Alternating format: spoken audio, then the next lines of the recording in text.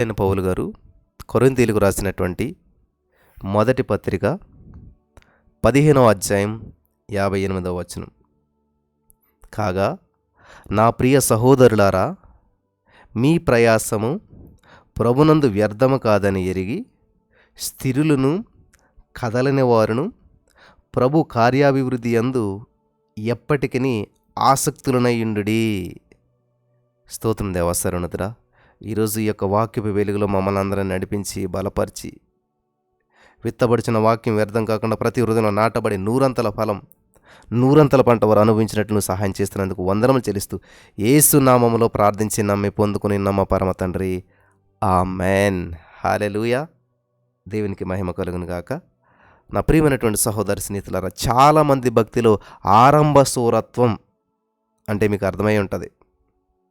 ఆరంభ సూరత్వం అంటే ఏంటంటే, ఇంకా స్టార్టింగ్లో వాళ్ళు ఎంత ఆసక్తిని కనపరుస్తారంటే రాను రాను ఆసక్తి విషయంలో సన్నగిల్లిపోతూ ఉంటుంటారు. గమనించాలి. యేసుక్రీస్తు ప్రభువాన్ని రక్షకునిగా అంగీకరించినటువంటి మరి స్టార్టింగ్లో అంటే కొత్తలో ఏం చేస్తారంటే, దేవుని యొక్క మాటలు చెప్పడానికి ఎంతో ఉత్సాహాన్ని చూపుతారు. దేవుని సన్నిధిలో గడపటానికి, ప్రార్థించడానికి, ఎర్లీ మార్నింగ్ 3 గంటలు లేవటానికి అబ్బో ఎంత ఆసక్తి చూపిస్తూ ఉంటుంటారో. అలాగే అనేక మందికి సువార్త ప్రకటించేస్తూ ఉంటుంటారు. అనేక మందికి దేవుని గురించి చెప్తూ ఉంటుంటారు. అనేక మందికి ఇదిగో దేవుడు అద్భుతాలు చేస్తున్నాడు, 3:30కి లేకండి ప్రార్థన చేయండి అని వీళ్ళు చేస్తారు. అందరికీ ఫోన్లు చేస్తారు. అందరినీ ఎక్కిపించేలా చేస్తుంటుంటారు. రాను ఏమవుతుందంటే, టీ కప్పు పక్కన పెడితే చల్లారిపోతుంది కదా. అలాగే ఈ రాను ఈ యొక్క భక్తి వేడి ఏమవుతుందంటే చల్లారిపోతుంది. కొంతకాలం వచ్చేసరికి ఏమవుతుందంటే ఆ వేడి అగ్ని అంతా కూడా పూర్తిగా ఆరిపోతుంది. నిప్పులా ఉన్న వాళ్ళకి బొగ్గులాగా తయారవుతారు అన్నమాట. అటువంటి వాటి గురించి దేవుడు ఏమంటాడంటే, మొదట నీకుండినటువంటి ప్రేమను నీవు వదిలితివి, నేను నీ మీద తప్పు ఒకటి మోపవలసిన్నది. చూసారా, నీ మీద తప్పు ఒకటి మోపవలసిన్నది అంటున్నాడు మాట దేవుడు. ఎందుకనంటే మొదట నీకుండిన ఆసక్తి, మొదట నీకుండిన ప్రేమ నువ్వు వదిలిపెట్టేశావు. నీవు ఏ స్థితిలో నుండి పడితో అది జ్ఞాపకం చేసుకొని మారు మనసు పొంది ఆ మొదటి క్రియలను చేయము అని ఇక్కడ ప్రభువారు హెచ్చరిస్తూ ఉన్నాడు. ఒక అద్భుతమైన సంఘటన మీతో పంచుకోవాలని చెప్పి నేను ఆశపడుతున్నాను. అమెరికాకు ఈశాన్య దిక్కున ఉన్నటువంటి బార్ హార్బర్ అనేటువంటి ఒక రేవు పట్టణం ఉంది. ఆ రేవు పట్టణంలో ఒక ఓడ వచ్చి ఆగిందంట.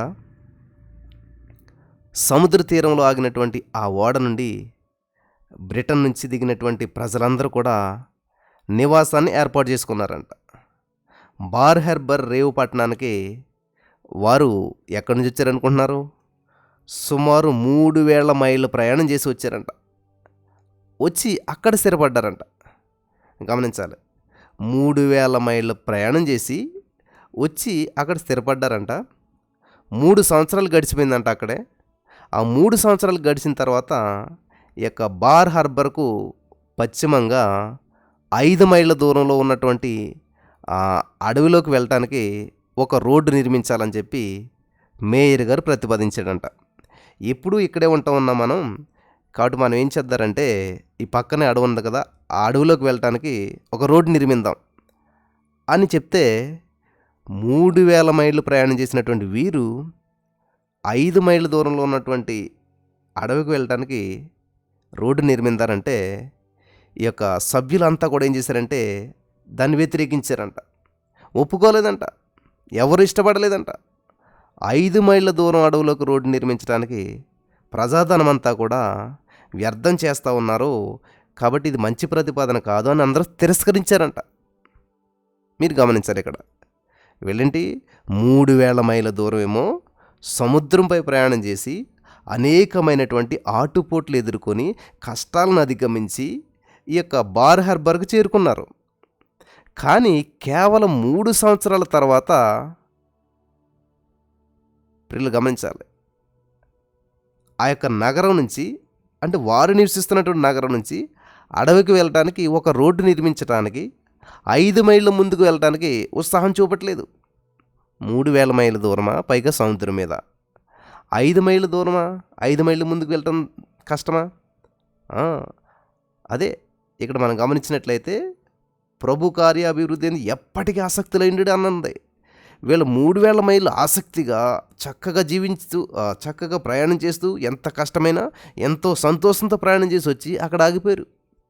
5 మైళ్ళ దూరం ఆసక్తిని కనపరచలేకపోతున్నారు. ఈ ఈ యొక్క సిచ్యువేషన్ బట్టి, ఈ యొక్క సంఘటన బట్టి మీకు అందరికీ అర్థమైనటువంటిది ఏంటంటే, అర్థం చేసుకోవాల్సింది ఏంటంటే, నేడు ఈ యొక్క క్రైస్తవ సంఘాల్లో, మన క్రైస్తవ జీవితాల్లో, మన జీవితాల్లో ఇటువంటి పరిస్థితి ఖచ్చితంగా కనిపిస్తుంది. చర్చ్ బిల్డింగ్ కట్టి 100 సంవత్సరాలు అవుతుంది. ఆ 100 సంవత్సరాలు అయిందని చెప్పి చాలా మరి విజయోత్సవ సభలు నిర్వహించుకుంటూ ఉన్నాం, లేకపోతే సంగీత మహోత్సవాలు జరిపించుకుంటూ ఉన్నాం, పాస్టర్లు ఏమో షష్ఠి పూర్తి ఉత్సవాలు జరిపించుకుంటూ ఉన్నాం. అలాగే పాస్టర్ గారు మరి విదేశీ ప్రయాణం చాలా సుఖవంతంగా జరిగింది కాబట్టి, శుభ ప్రయాణం కాబట్టి సంతోషంగా మరి సభలు జరుపుకుంటూ ఉన్నాం. దేవునికి స్తోత్రం, మంచిదే. కానీ మన రాష్ట్ర జనాభాలో, మన సంఘంలో, మన బంధువుల్లో, మన చుట్టుపక్కల, మన దేశంలో క్రైస్తవుల శాతం 3% మించట్లేదు. కానీ మనకు అది దిగులేదు. పక్క రాష్ట్రాల్లో ఉన్నటువంటి క్రైస్తవ సహోదరులు ఎంతో హింసించబడుతున్నారు, మనకు చింతలేదు. ఒకసారి కూడా సువార్త విన్నటువంటి గ్రామాలు ఎన్నెన్నో ఉన్నాయి, మనకు ఏ విధమైన దిగులేదు. యేసుక్రీస్తు ప్రభువారు చెప్పినటువంటి ఒక మాట, సర్వ సృష్టికి వెళ్ళి సువార్తను ప్రకటించండి అనేటువంటి ఆ యొక్క చివరి ఆజ్ఞనంతా కూడా నిర్లక్ష్య పెడతా ఉన్నాం మనం. వారు సువార్త విననచో నేరం మనది, ఎవరైతే సువార్త వింటలేదో ఆ నేరం అంతా మనదే అనేటువంటి విషయాన్ని మనం గ్రహించట్లేదు. కాబట్టి ఈరోజు నా ప్రియమైనటువంటి సహోదరి స్నేహితులరా, మనం నేర్చుకోవాల్సిన విషయం, గ్రహించవలసిన విషయం ఏంటంటే, ఆసక్తి విషయంలో మాంద్యులు కావద్దు, ఆరంభ సూరత్వాన్ని చూపించొద్దు. ప్రభు కార్యాభివృద్ధి అందు ఎప్పటికీ ఏంటంటే ఎప్పటికీ ఆసక్తిలో ఉండి, ఎప్పటికీ కూడాను ఎప్పటికీ ఆసక్తిలో ఉండమని చెప్పి దేవుని వాక్యం సెలవిస్తూ ఉంది. కాబట్టి ఈరోజు నీ మాటలు వింటున్న ప్రియమైనటువంటి వారులారా, గతంలో మీరు ఎంతగానో ఆసక్తిగా ఉండేటువంటి వారా? గతంలో దేవుని సన్నిధి అంటే ఎంతో ఆసక్తితో గడిపేటువంటి వారా? గతంలో ప్రార్థన అన్నా, దేవుడన్నా, దేవుని కార్యాలన్నా ఎంతో ఆసక్తిని కనపరిచేవారా? లేకపోతే మరి బాప్తిసం పొందిన కొన్నాళ్ళలో చాలా భక్తిగా జీవించారేమో, ఇప్పుడు విడిచిపెట్టేహారా? అయినా పర్వాలేదు, మరలా స్టార్ట్ చేయండి. మరలా ఈరోజు నుంచి ఒక నిర్ణయం తీసుకోండి.